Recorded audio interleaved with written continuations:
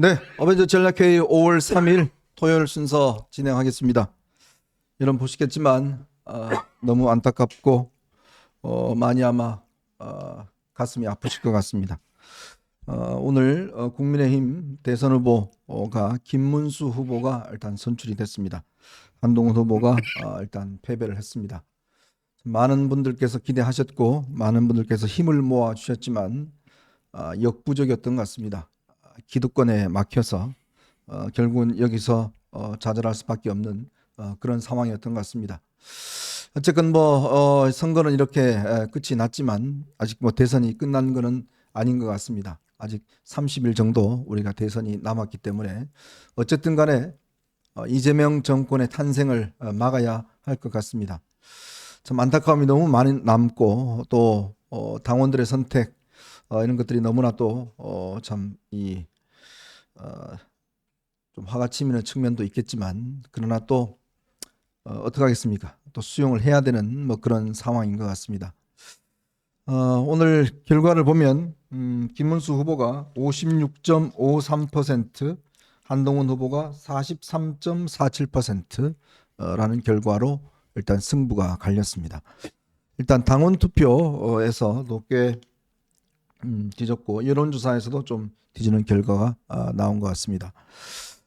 참 선거라는 게 그렇습니다. 지금 사실은 한동훈 후보가 많이 애쓰고 많이 힘을 썼지만 기존 국민의힘 이 기득권 이 층들의 어떤 저항도 굉장히 강력했다라는 생각이 많이 듭니다.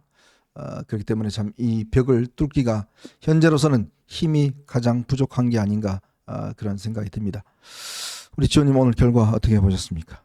지금 말씀해 주신 대로 친윤 기득권, 이게 저는 이제 당원 혁명만이 유일한 그 해결책이다 이렇게 생각했는데, 워낙 이제 조기 대선 단시간 내에 이게 진행되다 보니까 당원들이 충분히 이성적 전략적 판단을 하기보다는 기존 관성에서 크게 벗어나지 못하고 기존에 형성된 그 개헌과 탄핵에 대한 잘못된 인식, 그 영향권에서 충분히 벗어나지 못한 상태에서 투표를 한 결과가 아닌가 보여지고요. 그러나 길게 보면 한동훈 정치는 여기서 저는 결코 끝나는 게 아니다. 결코 끝나는 게 아니다. 이 생각을 합니다. 일단. 네, 우리 김영호 의원님도 한번 하시죠. 예. 저야 그 한동훈 후보 캠프 차원에서 선거 운동을 계속 해왔기 때문에 일단 캠프 차원에서는 너무나 참담하고 안타깝고 그렇습니다. 특히 제가 한동훈 후보를 지지했던 이유는 딱 두 가지입니다. 그 지난번 총선 이후에 당대표 나왔을 때도 제가 좀 지원을 했습니다마는 한동훈 후보가 당의 변화를 위해서도 그렇고 늘 오른편에 섰었기 때문에 제가 지원을 했었습니다. 그때 많은 정치인들이 총선 패배는 한동훈 때문이다 라고 돌을 많이들 던졌습니다마는 절대 그게 아니지 않았습니까? 용산의 책임이 사실 컸고 또 우리가 열심히 싸웠죠. 그래서 예상했던 것보다는 저는 오히려 그나마 한동훈 비대위원장 덕분에 그래도 당을 살려냈다라는 생각 때문에 그때도 좀 도왔었고요. 이번에도 마찬가지입니다. 12월 3일 밤에 그 잘못된 위헌적인 불법적인 비상계엄을 당대표로서 온몸을 던져서 막지 않았습니까? 네. 그래서 저는 그날 밤에 안심을 했고 국민의 한 사람으로서 그날 굉장히 한동훈 당대표에 대해서 고마운 생각이 있습니다. 그것 때문에 이번에도 캠프에서 열심히 좀 도왔습니다. 그런데 역시 굉장히 짧은 시간에 이 말도 안 되는 배신자 프레임 이런 것 때문에 아마 그 벽을 넘어서진 못한 것 같아요. 하지만 한동훈 후보가 여태까지 쭉 주장해왔고 지켜왔던 어떤 공공선을 위해서 또 당의 변화라든지 대한민국 정치가 이제 정말 지긋지긋한 87 체제 문을 닫고 좀 새로운 정치, 윤석열, 이재명을 넘어서는 새로운 시대 교체, 정치 교체, 세대 교체. 이거는 대선은 대선입니다만은 저는 대한민국 정치가 그걸 향해서 앞으로 나아가야 될 바다 생각을 하고 일단 뭐 김문수 후보가 당의 후보가 됐는데 앞으로 이제 이재명의 벽을 넘으려면은 원칙이 있고 그 다음에 민심에 수렴하는 그런 어떤 명분을 가지고 잘 싸워주기를 기대합니다.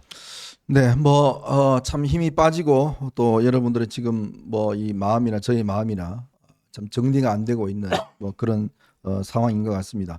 어쨌건 뭐 시간이 흘러야 좀 해결이 될 수 있을 것 같고요. 그렇지만 우리의 길이 이 보수 정치가 나아가야 될 길, 변화해야 될 길이 결국 옳았다라는 것은 저는 뭐 분명한 것 같습니다.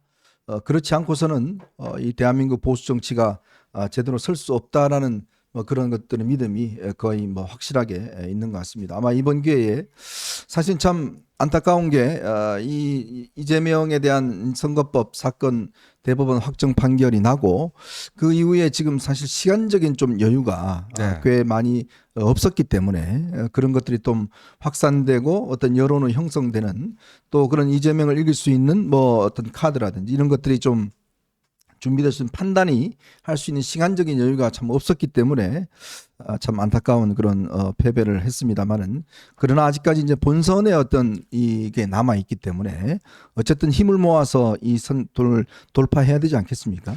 예, 그래야 되는데 이제 이거는 이제 뭐 여기서 패배한 한동훈 후보 또 저희들처럼 한 후보를 지지했던 사람들이 이거 뭐 주도권을 쥐고 어떻게 할 수 있는 게 아닙니다. 네. 아니고 저는 이제 지금 머릿속이 좀 여러 가지로 그림이 잘 안 그려지는 게 솔직히 뭐냐면 한동훈 후보가 방금 전에 이제 깨끗이 승복 선언하고 뒤에서 열심히 돕겠다 이렇게 얘기를 했는데 예를 들면 김문수 후보가 이제 당의 후보로서 이 계몽령이라고 했잖아요. 네. 그다음에 계엄은 민주당의 30번 줄탄핵 때문에 불가피했다. 또 이런 입장을 내건 거 아닙니까? 네. 그리고 탄핵 소추는 했으면 안 되는 거였다. 그래서 사실상 이제 김문수 후보를 당원으로서 돕긴 도와야 됩니다만 이제 현종님이야 뭐 이제 이 당원이나 이게 아니고 이제 독립적인 언론인이시니까 또 발언을 할 수 있겠지만 저 같은 경우에는 이제 당인으로서 네. 제가 그러면 김문수 후보가 계몽령이라 하는 거에 대해서 저의 그간의 신조나 신념과는 다른 그 얘기를 하기는 좀 어려울 것 같아요. 그렇죠. 어려울 것 같고 뭐 여러 가지가 그렇습니다. 그래서 돕긴 도와야 되는데 어떻게 도와야 될지도 사실 참 막막합니다. 참 이게 이제 혼돈의 순간인 것 같습니다. 지난번 총선 패배 이후에 굉장히 아마 오랜 기간 동안 또 우리가 힘을 참 침잠했고 또 거기서 많은 또 이 슬픈 시간이 있었죠. 그러다가 이제 다시 한동훈 후보가 다시 정치 재개를 하면서 다시 여러분들의 힘을 모으고 좀 이렇게 했던 과정들이 분명히 있는 것 같습니다. 근데 그 이후에 결국 이제 이 배신자 프레임, 당내에서 어떤 반발, 또 이제 이 한남동과 어떤 광화문에서의 어떤 이 대규모적인 시위라든지 뭐 이런 분위기가 당에 확 흐르면서 역시 좀 굉장히 힘들었던 상황인데 그렇지만 또 그것을 한층 극복해 나왔던 그런 과정이었던 것 같습니다. 특히 이제 토론을 통해서 한동훈 후보가 가지고 있는 여러 가지 어떤 이 지식과 우월적인 생각들 이런 것들이 좀 이제 표출이 되고 하면서 많은 여론이나 뭐 이런 데서 했지만 결국 아직까지 이제 이 국민들의 생각은 결국은 이 탄핵에 대한 어떤 책임 문제라든지 이런 것들이 어떤 이 생각의 어떤 변화가 썩 이루어지고 있지 아직까지 확실히 있지 않지 않는가 이제 그런 어떤 좀 판단을 내리는 것 같아요. 이제 근데 문제는 결국 이렇게 지금 국민의힘 내부가 굉장히 아까도 지원님도 이야기했지만 지금 이렇게 서로 생각이 좀 많이 다른 속에서 사실 김문수 후보는 지금 앞으로 또 한덕수 후보와 또 뭔가 또 단일화 문제 이걸 또 지금 논의해야 되는 그런 상황이지 않습니까? 네. 사실 우리가 정치에서 최종적인 승리를 하려면 어떠한 무슨 뭐 여러 가지 정책이나 전략이나 전술보다는 일단 명분이 확실해야 됩니다. 네. 그래야 많은 그 민심을 얻을 수 있고 명분이 뚜렷해야 이 유권자 입장에서 국민 입장에서 감정이입이 되는 거거든요. 그 후보한테. 근데 그런 면에서 지금 우리 국민의힘 이제 최종 후보 김문수 후보가 됐고 또 하나의 허들이 또 있지 않습니까? 네. 예, 뭐 빅텐트니 뭐니 해가지고 뭐 한독수 지금은 이제 무소속인데 또 단일화 얘기가 있을 겁니다. 그런데 결국 단일화든 뭐든 이게 빅텐트가 되려면은 지금 우리 보수 쪽이 가지고 있는 이 파이보다 더 커져야 이게 빅텐트가 되는데 네. 그 텐트를 과연 칠 수 있을 것인가? 음. 이 중도에 있는 많은 분들, 합리적이고 상식적인 많은 분들이 한독수 권한대행 잘 나왔네. 민심에 의해서 또 시대적인 소명에 의해서 나왔네. 이렇게 생각해 줄 사람이 몇이나 되겠나. 네. 그런 면에서는 저는 굉장히 좀 암울하다고 생각이 돼요. 지금 비상시국에 권한대행이 여러 가지 관세 협상도 걷어차고 그냥 나오지 않았습니까? 지지율도 뭐 40% 50%도 아닙니다. 네. 이런 상황에서 행여 국민의힘 후보인 김문수 후보가 처음부터 단일화라고 하는 그 어떻게 보면 그 늪에 잘못 빠지면은 저는 오히려 국민의힘 또 보수 전체에 대한 국민들의 실망감이 더 커진다고 봐요. 네.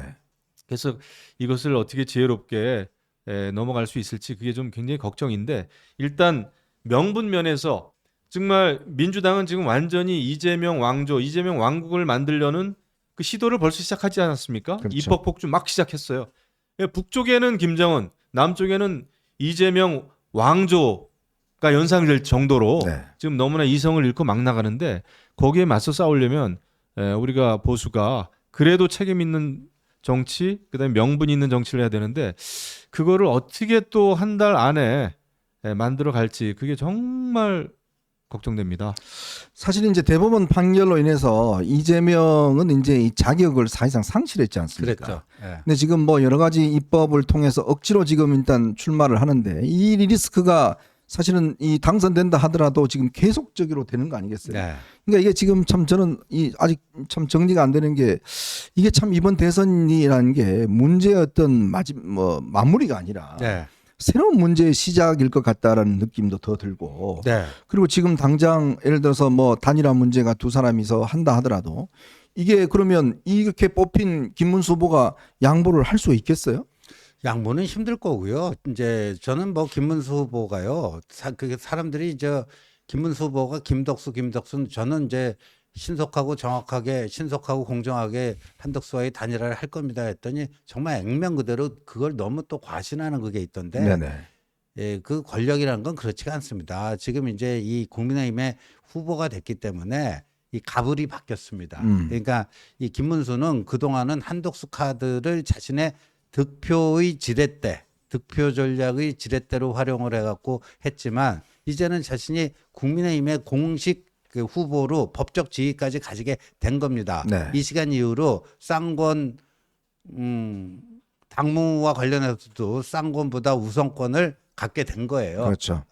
됐는데 지금 뭐 권성동이 짜놓은 그 스케줄대로 할 거다? 그건 저는 택도 없는 소리라고 보고요. 네. 근데 그거는 이제 김문수 후보가 알아서 해 나가야 될 건데 저는 참 나라가 좀 걱정이 되는 게 뭐냐면은 이렇게 되면 김문수가 최종 보수 후보가 될지 네. 한독수가 될지는 모르겠지만 이번 대선은 이재명 대 윤석열 시즌 2로 치러질 수밖에 없다. 그게 안타깝지만 우리가 맞이해야 될 한 달 후의 현실이다. 김문수가 됐던 한덕수가 됐던 사실상 윤석열의 유산 아닙니까? 네. 윤석열. 그다음에 뭐 어떻게든지 한동훈만큼은 막아야 된다라고 하는 그 또 친윤 기득권들과 이렇게 돼서 한 건데 그러니까 현행 헌법으로 치러지고 시대교체 개헌이라고 하는 것도 사실상 미궁에 빠지게 되는 거라고 봅니다. 참 그런 생각이 들어요. 참 이 윤석열 전 대통령과 친윤의 한동훈 막기 프로젝트가 참 집요했다라는 네. 생각이 듭니다. 참 끝까지 이렇게 한동훈을 막기 위해서 이 경선 룰에서부터 시작해서 물론 이 하나씩 이제 한동훈 후보가 이겨왔지만 그러나 이 기득권의 벽이라는 게 참 쉽게 그렇게 무너지지 않는구나라는 걸 참 이번에 많이 느꼈어요. 특히 이제 그러면서 짜놓은 것들이 이제 과연 승리를 어떤 담보할 수 있는 그런 이 시스템인지 참 그것도 참 저희가 생각할 때는 참 이게 아닌데라는 느낌이 많이 듭니다. 아까 이제 우리 지금도 이야기했지만 이렇게 되면 이제 정말 이재명과 윤석열의 시즌 2적인 성격 싸움으로 진행될 수밖에 없는 이제 그런 싸움인데 과연 중도층의 국민들이 이 싸움에서 어디에다가 힘을 실어줄 거냐. 참 이재명도 찍기가 참 상황이 그렇고 또 이쪽을 찍기에도 흔쾌한 마음이 들지도 않고 참 이렇게 되면 참 싸움의 양상이라는 게 이 의외로 이 대선전이 국민적 관심을 못 끄는 거 아닌가라는 저는 생각도 들어요. 그렇습니다. 보통 선거를 하는 이유는 그래도 뭔가 이 변화를 갈망하는 그 마음이 작동할 때 그 선거가 기대가 되는 건데 네. 이거 윤석열 대 이재명 아마 지금 이재명 캠프에서는 좀 쾌재를 부르지 않았을까 싶어요. 네. 왜냐하면 TV 토론 상상을 해보면 이재명 후보하고 그게 한덕수 후보가 됐든 김문수 후보가 됐든 이재명 후보 입장에서는 너무 쉬울 것 같습니다. 네. 네, 너무 할 말이 많고 너무 공격할 게 많고 지적할 게 많을 것 같아요. 아마 방어하기에도 급급할 겁니다. 이 국민의힘 또는 뭐 단일화 후보 입장에서는. 그래서 이것은 조금 큰 차원에서는 굉장히 좀 어려운 선거가 되지 않겠나. 또 말씀하신 대로 뭔가 변화를 바랬던 많은 그 특히 중도층에 있는 그런 많은 분들은 이 정치에 대해서 조금 굉장히 실망감을 느끼실 거다. 네. 제가 왜냐하면 캠프 안에도 있었지만은 제가 이제 두루두루 사람들을 좀 많이 만났습니다. 네. 그랬는데 저의 뭐 이게 친구나 이게 동료, 이웃 이런 분들도 나름대로 변화에 대해서 기대를 가지고 있었었거든요. 당원들도 아니었는데 그런 생각을 해보면 이번 선거는 좀 굉장히 명분이라든지 변화라는 측면에서는 조금 기대감이 없지 않나 이런 생각이 듭니다. 자칫 이게 한편으로 보면 좀 걱정스러운 게 이명박 정동영 싸움 네. 뭐 그 비슷하게 전개될 가능성도 좀 걱정스럽고 말이죠. 그 가능성이 더 네. 커진 거죠. 예, 그러니까 선거라는 게 그렇습니다. 이게 뭔가 찍기 위한 어떤 동력들이 좀 있어야 되는데 과연 어떤 동력을 가지고 이제 찍을까? 이 부분에 대한 아마 동력이 보수 지지층들을 한꺼번에 모으기가 참 어려운 지금 상황이 아닌가라는 생각이 들어요. 지금 오늘 뭐 표로도 나타났지만 여전히 보수 지지층의 뭐 거의 과반 가까운 분들은 또 개혁을 바랬고 네. 또 과반 좀 넘는 분들은 개혁이 아니라 그냥 기존 기득권을 바랬고 이거를 지금 합치기에는 굉장히 이제 이 접점이 좀 사라진 그렇죠. 이런 이제 문제가 아닌가 싶어요. 그러니까 접점이라는 게 상당히 좀 힘들어요. 아까도 얘기했지만 저 같은 경우 이제 뭐 예를 들어서 국힘 목사의 무슨 방송 패널로 나가서 과연 제가 뭐라고 얘기할 수 있을지 못할 것 그것도 같아요. 그렇죠. 아니 왜냐하면 제가 갖고 있던 제 자유로운 그 신념을 바꿀 수는 없잖아요. 네, 제가 계몽령을 맞다고 할 수는 없는 거 아닙니까? 그렇죠. 예. 그리고 윤석열 대통령 그 여러 가지 그 실정과 오류 그거를 옹호할 수도 없는 거고. 네. 물론 이제 이재명 비판이 할 수 있겠죠. 이재명 비판이 할 수 있는데 그럼 보수가 과연 변화와 쇄신의 그런 길을 걸어가는 건지. 그러니까 쉽게 얘기하니까 오늘 이제 한동훈 후보가 승리를 했다면 이제 계엄의 바다를 건넜다 이렇게 됩니다. 그렇죠. 한 매듭이 지어져요. 근데 이거는 우리는 계엄의 바다를 건너려다가 기득권이 높은 벽에 부딪혀서 결국 건너지 못한 거예요. 네네. 그리고 과거의 그런 이제 윤석열 노선을 얘기하는 김문수 후보가 된 건데 아마도 그러니까 뭐 김문수 후보 측에서 뭐 또 뭐 이러저런 요청이 있을 거라고 보고요. 네, 한동훈 후보가 지금 할 수 있는 일이라는 게 그렇게 많이 있을 것 같지는 않아요. 맞습니다. 근데 이게 김문수 후보 측에서 여러 가지 요청을 했을 때 그 대신 한동훈 후보의 어떤 신념을 깨뜨리고 뭐 하라 도와달라 이거는 현실적으로 어려운 일이고요. 네. 그래서 참 그림이 쉽게 그려지지 않는 그러니까 과거에 이게 치열했던 이명박 박근혜하고도 또 다르거든요. 네네. 이명박 박근혜 2007년 한나라당 경선은 그렇게 뭐 이념과 노선의 차이로 막 뭐 벌어진 건 아니잖아요. 그렇죠. 예. 그러니까 이제 바로 우려스러운 지점이 그겁니다. 이게 뭔가 어떤 생각의 접점, 방향의 접점이 있어야지만이 이제 뭔가 어떤 이 되는데 막 단적으로 얘기했지만 사실 이제 뭐 TV 뭐 패널이나 이렇게 나가서 어떤 이 김문수 후보의 어떤 발언이나 이런 것들을 뭐 옹호하고 이렇게 참 국민의힘 패널들이 하기가 참 어려운 사정 아니겠어요. 서로 입장, 계몽령을 어떻게 뭐 예. 지지하겠습니까? 특히 윤 대통령에 대한 입장들 뭐 이런 것들 하기도 어렵고 지금 당장 이제 한덕수 후보와의 지금 단일화 문제 같은 경우도 이것도 사실 참 한덕수 후보가 뭐 토론 한번 글쎄요 지금 연휴가 끼어서 제대로 된 토론도 하기 힘들 것 같고 지금 오늘 한덕수 후보는 지금 뭐 헌정에 찾아가서 뭐 이야기를 하는 모양인데 근데 아마 볼 때는 한덕수 후보는 지금 당장 단일화 할 생각은 또 별로 없는 것 같아요. 뭔가 본인은 뭐 밖에서 세력을 좀 모아서 뭔가 하고 싶은 또 그런 생각도 있는 것 같아요. 근데 한덕수 후보의 그 행보를 보니까 역시 예상했던 대로입니다. 네. 너무 불안하고 준비가 음. 안 돼 있고 그 5.18 광주 묘지 묘역에 가가지고 그 시민단체 때문에 이제 그 참배가 막히니까 저도 호남 사람입니다. 그 이것을 15번 뭐 하더라고요. 열 몇 번을 부르짖었다고 그래요. 네. 저는 그 정도 수준 가지고는 안 된다고 봅니다. 그거는 5.18 민주화 정신에도 맞지도 않고 네. 그냥 그거는 정말 지역 감정 호소인이거든요. 그렇게 네. 되면은 그거는 누구에게도 도움이 되지 않는 호남 사람이니까 저를 찍어주세요.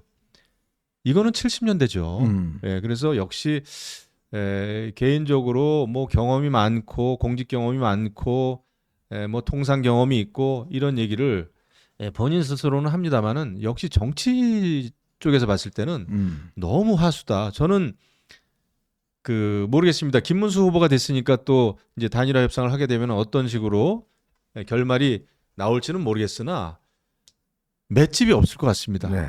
그거는 맷집이라는 게 뭐 돈이 부족하고 조직이 부족해서가 아니라 정치적인 감각 때문에 그런 그 국민들하고의 공감 능력이 떨어지면은 그걸 견뎌내기가 힘들거든요. 네. 그래서 과연 그 등록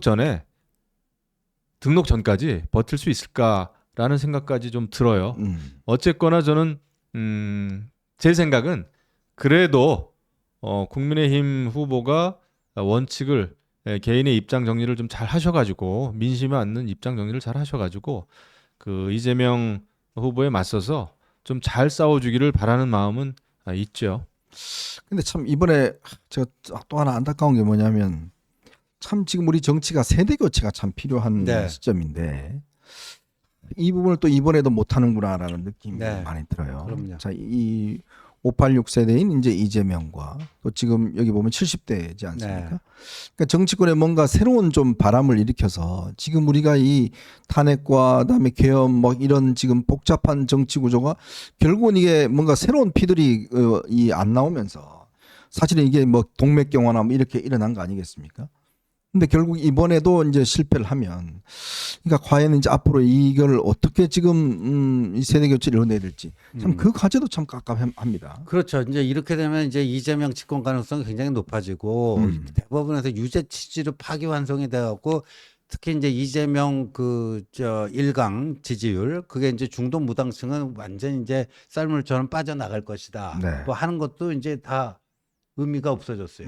그게 그렇게 될지 안 될지 모르겠어요. 왜냐하면 김문수 후보는 이번에 나왔던 그 후보 중 8명 중에서 나경원이 오히려 이제 김문수보다 더 오른쪽을 파고드는 뭐가 있었지만 네. 사실상 정광훈과 함께 당을 같이 했고 그런 좀 이른바 극우라고 비판받아질 그런 이제 행보를 해온 건데 이렇게 되면 이제 그리고 이제 민주당에서는 제발 김문수라고 외치 그 솔직히 그렇습니다. 주문을 네. 외우지 않았어요. 네네. 제발 좀 김문수가 돼달라.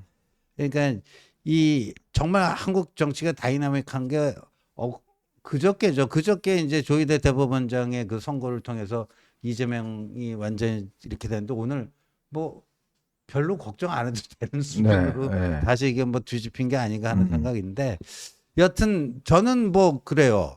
이 쌍권 지도부와 김문수 후보가 좀 생각이 있는 분들이라면 지금부터라도 정신 바짝 차리고 윤 대통령 노선과의 그 결별을 분명히 하면은 그러면 한동훈이 도와줄 여지가 생깁니다. 네. 그렇지 않으면 그냥 몇 번 뭐 형식적인 지원 유세 이거 말고 과연 뭐가 있겠는가 싶어요. 네. 지원 유세조차 하기도 참 어려울 거예요. 이게 이제 냉정한 지금 현실인데 지금 국민의힘도 그렇고 민주당도 그렇고 엄청나게 거꾸로 가는 정당이 돼 버렸습니다. 더 강경해 지금 뭐 예. 가버렸죠 지금. 민주당도 보세요. 박지원 의원 같은 경우에는 그런 얘기하지 않습니까? 이재명 대표, 이재명 후보는 과거 DJ 김대중 DJ 대통령이 박해받았을 때하고 좀 똑같다. 아니 과거 DJ가 무슨 거짓말 해가지고 박해받았습니까? 그런 적이 있나요? 무슨 부동산 개발해가지고 측근들한테 배불린 적 있나요? 그런 거 없거든요. 그러니까 아마 DJ 대통령이 지금 살아 오신다고 해도 기가 막힐 겁니다. 그 이재명 후보하고 비교 당하는 거에 대해서. 그러니까 지금 이제 민주당도 굉장히 구태의연하고 87 체제를 극복하기는커녕 완전히 개인 비리를 덮는 그런 그 절대 권력화된 이재명 정당 완전히 사당화되는 거죠. 네. 근데 이게 야당인 경우엔 그냥 사당화 정도로 끝나겠습니다만은 여당이 됐을 때는 너무나 심각하죠. 그러면은 그건 대한민국 정치 여당 자체가 완전히 그냥 대통령을 떠받드는 사실 국민의힘도 윤석열 대통령에 대해서 그 잘못된 점을 제때제때 비판해주는 그런 그 정당의 모습을 갖추지 못했었잖아요. 그렇죠. 예, 그래가지고 여기까지 온 건데 민주당도 희망이 없고 이번에 국민의힘도 말씀하신 대로 정말 절호의 찬스였거든요. 세대 교체 그게 뭐 나이만 젊다고 해서 세대 교체가 아니라 나이도 물론 젊습니다만은 생각 자체가 달랐고 그다음에 모처럼 87 체제의 문을 닫기에 너무나 좋은 그런 어떤 공약도 냈고 생각도 좀 달랐고 아 우리 당이 좀 젊어지는가 싶었는데 이번에 다시 굉장히 좀 거꾸로 가는 것 같아가지고 좀 참담합니다. 이제 이렇게 사실 이제 지금 민주당은 뭐 일각에서는 아예 사법부를 없애버리자라는 이야기도 나오고 있고요. 또 지금 이재명을 구하기 위한 많은 입법들을 지금 준비를 하고 있습니다. 그리고 지금 당내 강경 목소리가 더 지금 사실은 일으켜오고 있고 왜냐하면 이 이재명이 대통령 되더라도 사실은 이게 이 대법원에서 확정 판결을 내려버리면 그날로 다시 보궐선거를 해야 됩니다. 다시 보궐선거를 해야 되는 그런 상황인데 제가 그래서 헌법학자들한테 물어보니까요. 이번에 대법원이 이 자판을 하지 않고 파기환송을 한 이유가 뭐냐면 이 의미 속에는 이 앞으로 이 헌법 85조 있지 않습니까? 즉 대통령이 되더라도 재판이 중단되느냐 계속되느냐 그 문제에 있어서 실제로 이번에 그 이 대법원 같은 경우는 재판이 계속된다라는 의미에서 이 파기환송을 했다는 거예요. 그러니까 이 헌법학자 장영수 교수도 그렇게 주장을 하더라고요. 이번에 이 파기 자판을 하면 바로 이제 지금 자격이 상실되지 않습니까? 근데 지금 이번에 파기환송을 한 이유가 결국은 재판이 계속된다라는 의미를 가지고 이제 이번에 했다는 거예요. 이제 그렇기 때문에 저는 이거 참 앞으로 전국이 정말 간단치 않을 것 같습니다. 지금 대선을 한다 해도 이게 대선이 아닌 것 같은 느낌. 그러면 또 대법원에서 이제 이번 지금 6월 3일 전까지 지금 고법에서 이 확정을 해서 그럼 재상고를 하면 대법원은 결정만 남아 있는 거잖아요. 그럼 6월 3일 날 이재명이 된다 하더라도 그다음에 대법원이 아니야 우리 선고할 거야 라고 선고를 해버리면 그날로 그냥 이재명은 다시 내려와야 돼요. 아니 근데 이제 지금 뭐 재판정지법 형사소송법상에 그걸 하는 걸 지금 이제 이주호 권한대행은 거부권을 행사할 거기 때문에 이제 6월 4일 날 이재명이 취임하면 거기에 맞춰서 딱 통과를 시켜가지고 네. 법률로 성립을 시켜버린다는 거 아닙니까? 그렇겠죠 또. 그걸 가지고 이제 대법원이 그걸 못하도록 막아버리겠다. 지금 그겁니다. 그렇게 되면 이제 또 그때 만약 이재명이 대통령이 되면 이제 국민의힘은 야당이 되는 건데 네. 이걸 갖고 또 이제 헌법소원을 내면 헌법재판소 가겠죠. 네. 헌법재판소 가서 그게 위헌 법률인지 아닌지 뭐 또 이거 갖고 또 싸움할 텐데 그런데 지난번에 이제 한덕수가 2명 지명한 이완규 함사원 그건 날라갔잖아요. 그렇습니다. 그럼 이재명이 대통령 되면 새로운 재판관 2명을 누구로 해요? 자기 쪽으로 하죠, 당연히. 그래서 저는 이재명이 대통령이 되는 순간 현실적으로요 그런 여러 가지 대통령 권력을 활용한 다양한 수단이 있기 때문에 아까 그 일부 헌법학자들이 제기한 그걸로 대법원 확정 판결이 돼갖고 이재명이 대통령직에서 내려올 가능성 그렇게 전개될 가능성은 좀 낮다고 봐요. 저는. 네. 참 어려운 국면인 것 같습니다. 자, 그렇게 되면 또 내년에 이제 지방선거가 또 있고요. 자, 그러면 이게 국민의힘이 이제 만약에 이번 선거 결과에 따라서 어떻게 될지 모르겠지만 이제 과연 그러면 이 한동훈의 어떤 앞으로의 이 정치가 또 어떻게 될 것인지 참 이것도 참 현재로서는 참 가늠하기 힘든 상황 같습니다. 그렇게 되면 결국 이제 지금 당이 일단 이제 선거 끝나고 난 다음에 비상대책위원회 끝나고 이제 새로운 대표를 뽑아야 될 거 네, 아니겠습니까? 대표 뽑아야죠. 대표를 뽑아야 되는데 그러면 이거를 이제 과연 그러면 한 대표가 어떤 도전을 해야 될지 이것도 참 저거 한 것 같아요. 글쎄요, 뭐 제가 거기까지는 사실 생각도 못 해봤습니다만은 현실적으로는 한동훈 대표가 무슨 당권 도전한다든지 네. 그런 거는 쉬워 보이지는 않습니다. 지금 당 분위기로 봐서는 워낙 또 친윤 그 세력, 네. 그 정치인들이 이제 또 굉장히 또 기세가 등등하겠죠. 그렇죠. 그런 상황에서 그 당권 뭐 절대 포기하지 않을 거고 또 그걸 향해서 계속 달려온 정치인들이기 때문에 지금 아마 한동안은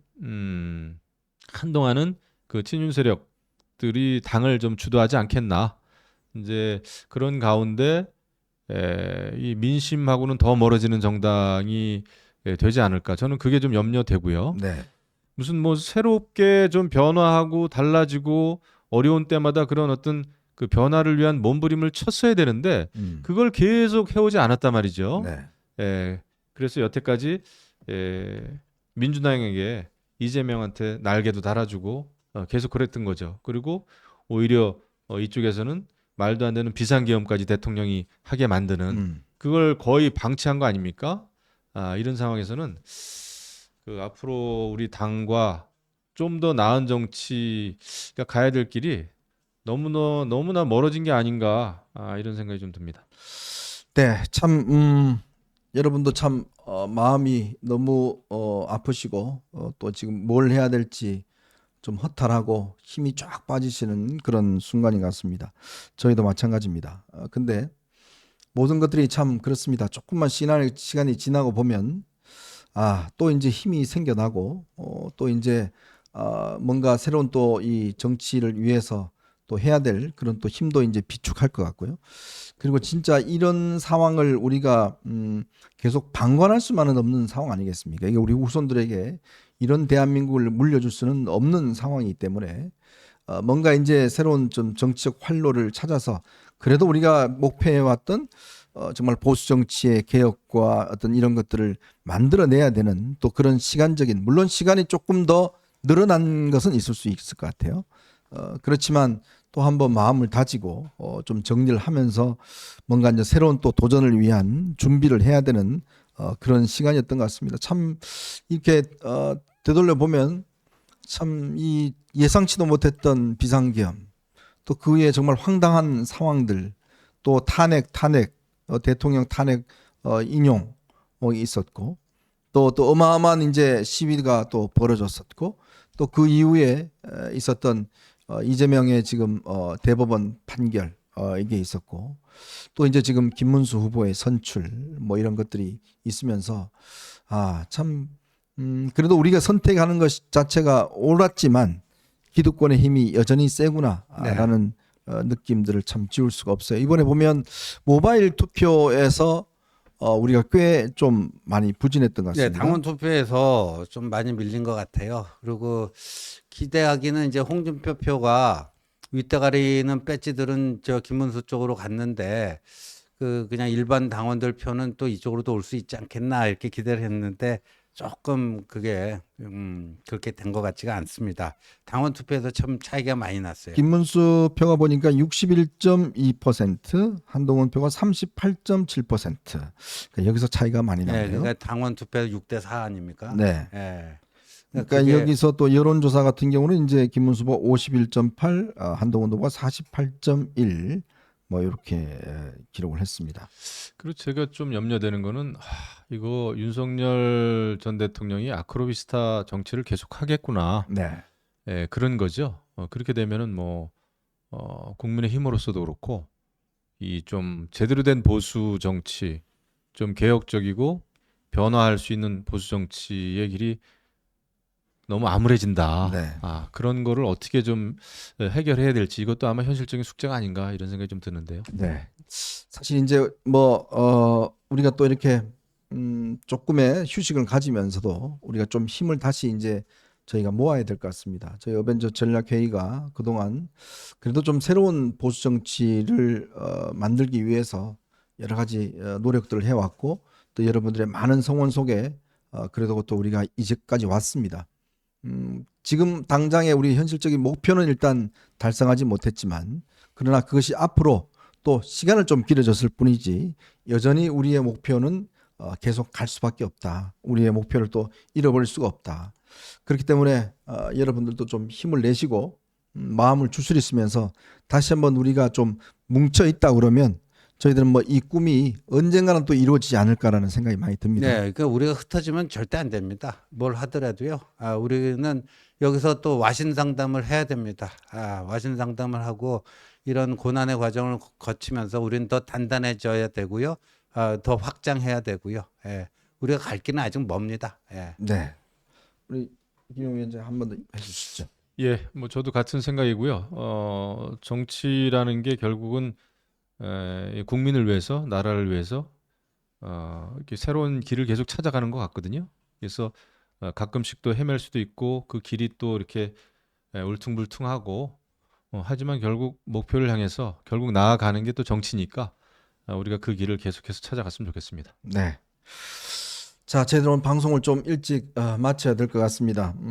여러분들도 좀 마음을 추스리는 시간이 필요하고 저희도 마찬가지일 것 같습니다. 좀 이제 이 상황 정리를 좀 하고 난 다음에 우리가 어떻게 이제 앞으로의 방향성을 잡아 나갈지 여러분과 저희가 또 매일매일 이렇게 만나면서 새롭게 꿈을 서로 만들고 또 힘을 서로 격려하고 지지해주는 뭐 그런 과정들이 앞으로 이제 우리가 쭉 있어야 되지 않을까라는 그런 생각이 듭니다. 우리의 노력이 결코 헛되지 않을 것 같습니다. 또 이런 노력들을 앞으로 우리가 또 계속 해 나가야 되지 않을까라는 그런 생각이 듭니다. 저희가 오늘 저희 주신 분들은 이야기는